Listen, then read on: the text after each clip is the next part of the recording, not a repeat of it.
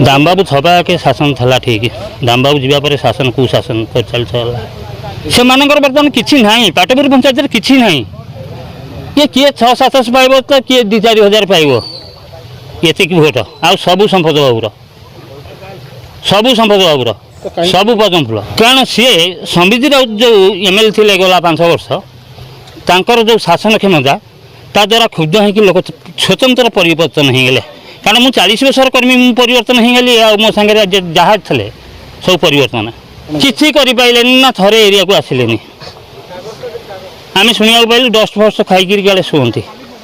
आटेक गले उपास भाव पड़ी चार्टा एक रहा पड़ो 4टा बेले साक्षात हवा कष्ट